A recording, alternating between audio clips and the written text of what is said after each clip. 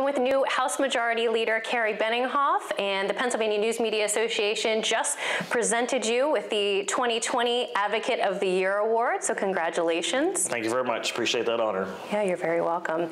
You have been a staunch advocate for government transparency since you've been elected to office in 1996. Can you talk about some of the work that you've done over the years with regard to that issue?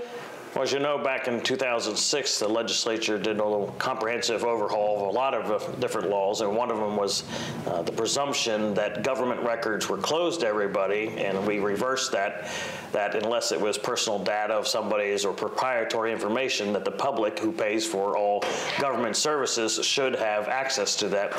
And so it's called flipping presumption, which we did.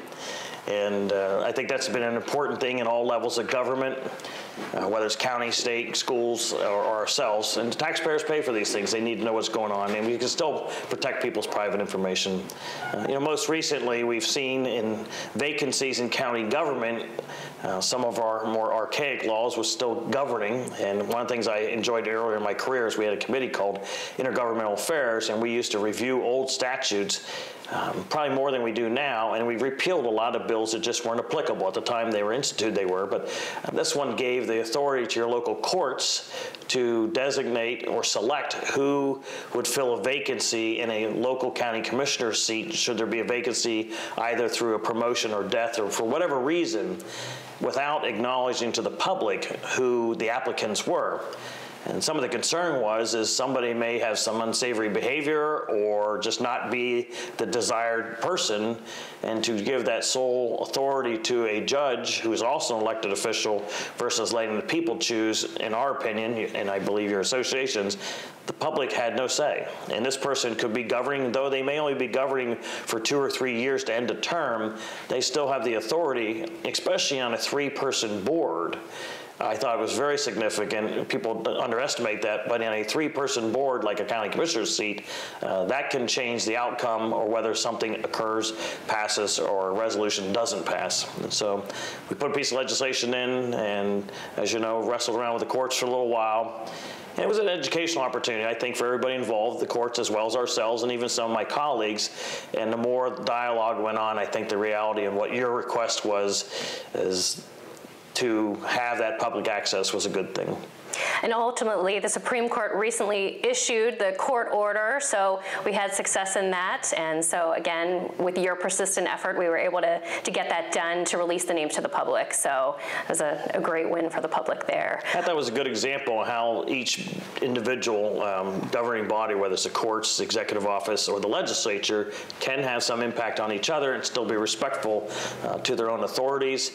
We don't like to have to mandate these things through legislation at times, but sometimes when we introduce bills and start moving them through the process, it is encouraging to those who we're trying to change behaviors with.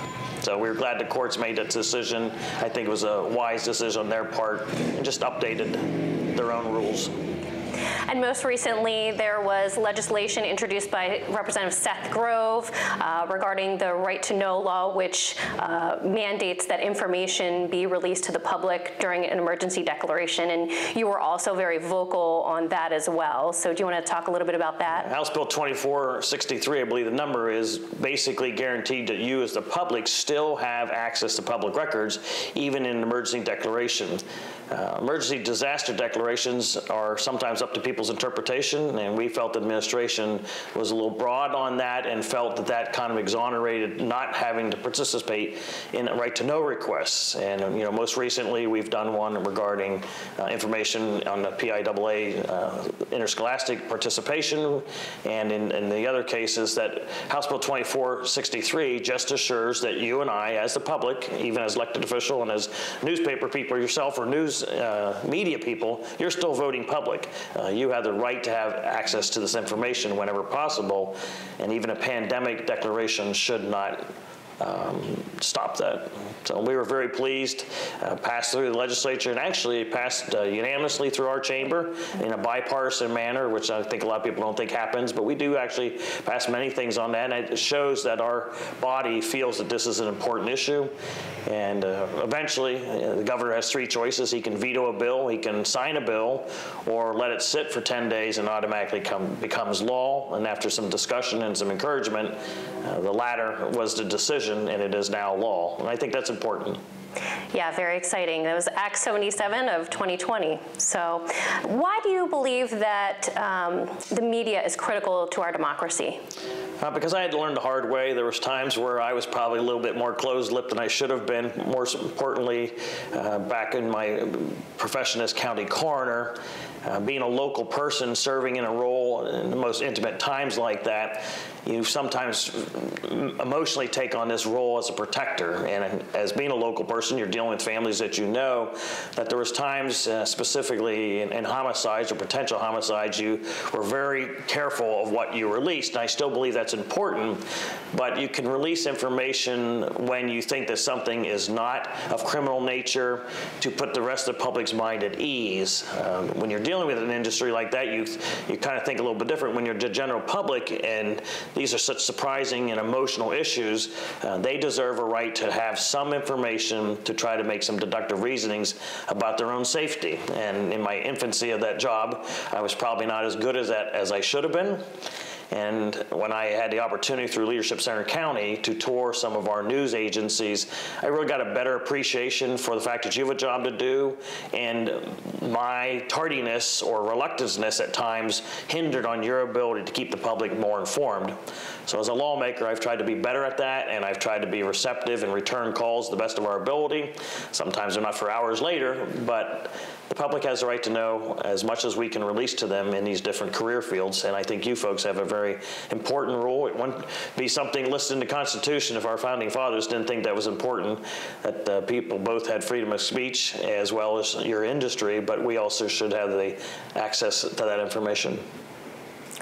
And as House Majority Leader, what would you like to see with regard to government transparency, or where will you be leading your caucus in the future? Well, we've tried to keep our members a little more proactive on things. As you know, I recently have a new public relations person within our office, and I think he's been pretty proactive, trying to keep people informed. We've tried to develop a pretty good relationship with the media that covers the Capitol. When I can answer things, we will, and I think we need to be open about that. I think sometimes people have a tendency to try to answer questions by not answering the question, and that's not fair. You folks have a job to do, and the public has the right to hear what's going on to the best of our ability. And there are going to be times where we're just going to have to say, I don't really know exactly where we're going with that, or something that our caucus wants to discuss, because I happen to be the voice for that caucus, and at times I have not had time to get their input. But you know, our goal is to continue different ways to try to keep access. As you know, with today's technology, it's happening leaps and bounds, and we will try to abide to that to the best of our ability. Was there anything else you'd like to add today? Nope. I appreciate the recognition and honored to serve in the capacity we are, and we'll do our best we can. Probably make some mistakes along the way, but bear with us, and we'll continue to have a good working relationship with you folks. Well, thank you, State Representative Kerry Benninghoff, and congratulations once again. Thank you very much.